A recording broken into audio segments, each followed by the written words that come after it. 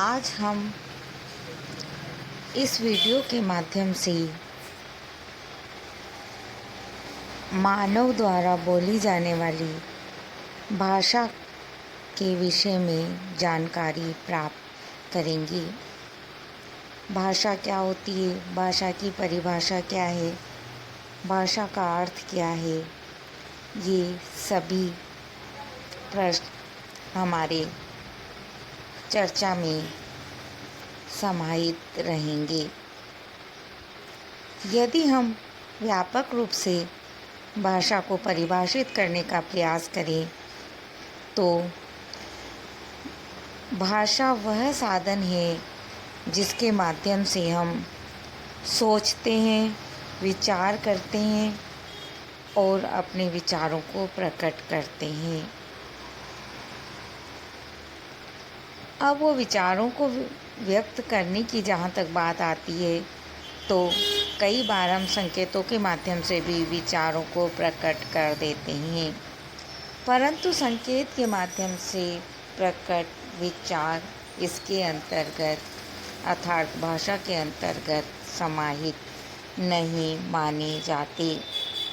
तब भाषा क्या है, हम उस विषय में यहाँ कुछ विद्वानों की परिभाषाओं से परिचय प्राप्त करते हैं। डॉक्टर बाबूराम सक्सेना ने भाषा को परिभाषित करते हुए कहा है, जिन ध्वनि चिन्हों द्वारा मनुष्य परस्पर विचार विनिमय करता है उसको समष्टि रूप में भाषा कहते हैं। अर्थात उन्होंने मनुष्यों के परस्पर विचार विनिमय के माध्यम को अपनी संपूर्णता में भाषा कहा है। यदि हम डॉक्टर श्याम सुंदर दास के विचारों पर दृष्टि डालें तो उनके अनुसार मनुष्य और मनुष्य के बीच वस्तुओं के विषय में अपनी इच्छा और मति का आदान प्रदान करने के लिए व्यक्त ध्वनि संकेतों को जिस प्रकार व्यवहार होता है उसे भाषा कहा जाता है। बात थोड़ी घुमाकर कही गई है, पर बात यहाँ भी करीब करीब वही है। भोलानाथ तिवारी का मत यदि हम देखें तो उनके शब्दों में भाषा उच्चारण अवयवों से उच्चरित अध्ययन विश्लेषणीय यादृच्छिक ध्वनि प्रतीकों की वह व्यवस्था है जिसके द्वारा एक समाज के लोग आपस में भावों और विचारों का आदान प्रदान करते हैं। हमने कुछ परिभाषाएं दी हैं, उन परिभाषाओं से जो निष्कर्ष निकलता है उसे हम इन शब्दों में अभिव्यक्ति दे सकते हैं। भाषा यादृच्छिक वाचिक ध्वनि संकेतों की वह व्यवस्था है जिसके द्वारा किसी समाज विशेष के लोग परस्पर अपने विचारों का आदान प्रदान करते हैं। अब जब हम इस तरह से कहते हैं कि यादृच्छिक वाचिक ध्वनि संकेतों की व्यवस्था है तो उससे क्या अर्थ निकलता है। सबसे पहले हम यहाँ चर्चा करते हैं यादृच्छिक शब्द पर। यादृच्छिक शब्द के माध्यम से हम क्या चीज़ अभिव्यक्त करना चाहते हैं। यादृच्छिक का अर्थ होता हुआ है ऐच्छिक या माना हुआ।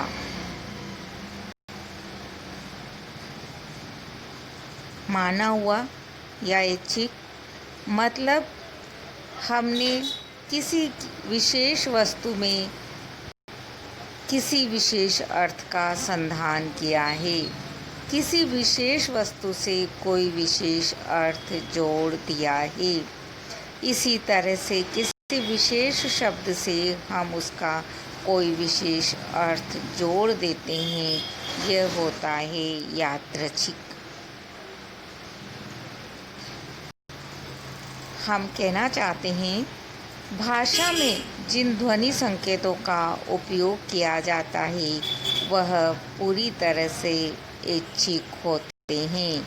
अर्थात किसी शब्द के साथ जो अर्थ हम निकाल रहे हैं वह अर्थ किसी विशेष समुदाय द्वारा उस अर्थ का उस शब्द के माध्यम से मान लिया गया है।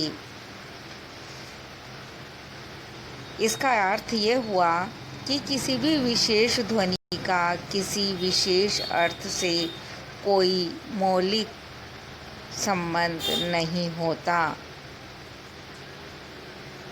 वरन किसी भी भाषा में किसी विशेष ध्वनि को किसी विशेष अर्थ का वाचक मान लिया जाता है और वह उसी अर्थ का वाचक परंपरा के द्वारा पीढ़ियों तक चलता रहता है। जैसे भारत में मातृभाषा जिन प्रांतों में हिंदी है, वहाँ का बच्चा अपने माता पिता के अनुकरण पर माता पिता बहन भाई बोलना सीखता है। पर यही बच्चा जब किसी अंग्रेजी परिवार में पला होगा तो वह मदर फादर उच्चारण करेगा, या किसी अन्य भाषा के परिवार में पला होगा तो वैसे ही शब्दों का उच्चारण करेगा। अर्थात भाषा में किसी भी शब्द के साथ हमने उसका एक अर्थ निश्चित कर दिया है। वह एक समुदाय विशेष के लिए निश्चित है। हो सकता है कोई दूसरा समुदाय उसके लिए कोई दूसरा अर्थ निश्चित करे। इसी के साथ हम भाषा पर आगे चर्चा करते हैं तो हमें ये पता चलता है कि भाषा एक विशेष पद्धति है, अर्थात एक व्यवस्थापूर्ण सुव्यवस्थित रूप से तैयार किया गया ढांचा है, जिसमें कर्ता कर्म क्रिया आदि व्यवस्थित रूप से प्रयुक्त किए जाते हैं।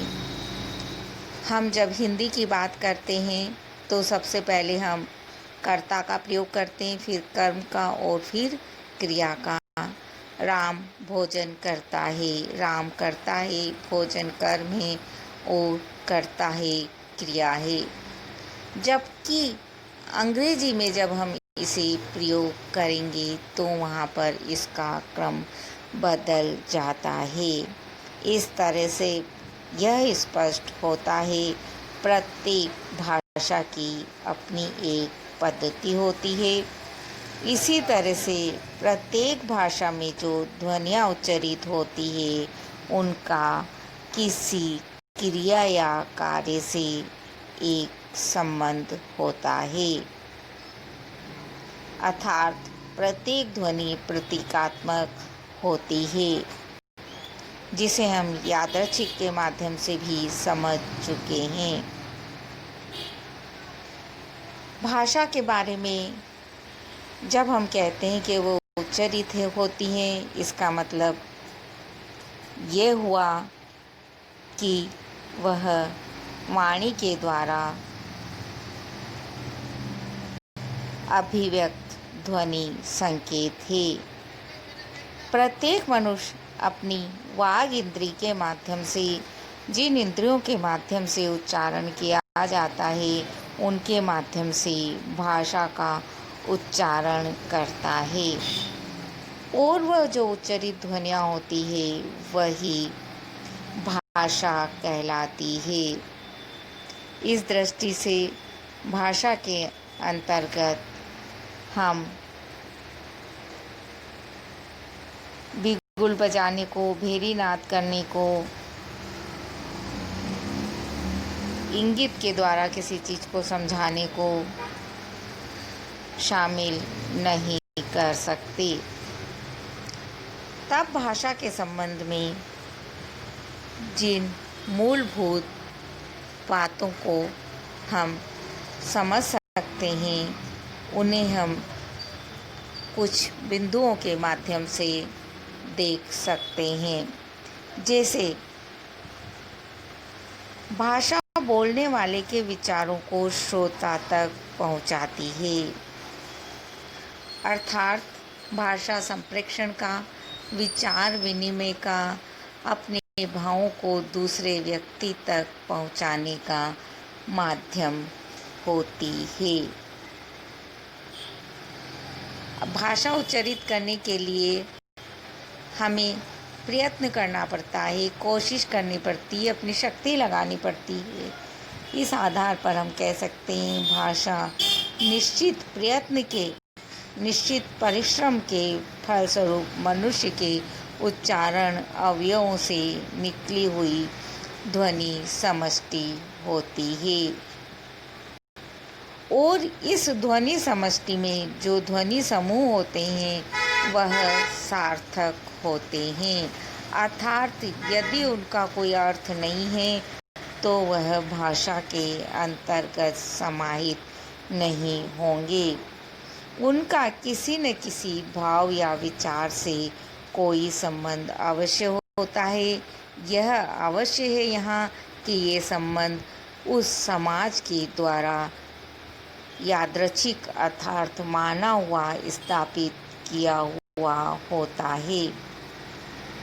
प्रत्येक भाषा की अपनी व्यवस्थाएं होती हैं, अपना नियम होते हैं और उस नियम के अनुसार ही वह बोली और उच्चारित की जाती है, लिखी जाती है, और जो उसको बोलने वाले और उसका उपयोग करने वाले हैं वह उसके उन रूप से परिचित होते हैं। उन्हें उस रूप से परिचित करने के लिए ही व्याकरण का निर्माण किया जाता है। प्रत्येक भाषा का एक समाज होता है जिसमें उसका उच्चारण किया जाता है, जिसमें वह बोली और समझी जाती है। आज जहाँ विज्ञान ने बहुत ज़्यादा उन्नति कर ली है, ऐसे समय में सारा विश्व एक ग्राम के रूप में हो गया है, तो प्रत्येक भाषा जिसे बोलने वाले लोग समृद्ध और शिक्षित हैं और अपने विचारों को दूसरे समाज में फैला रहे हैं, तो वह समाज भी उनकी भाषा को सीखने लगा है और इस तरह कई भाषाएं विश्व के कोने कोने तक पहुंच गई हैं। हमारा भाषा के विषय में सामान्य अध्ययन। आप अपनी इस जानकारी को अपने मित्रों तक अवश्य पहुंचाएं ताकि वह भी इससे लाभान्वित हो सके।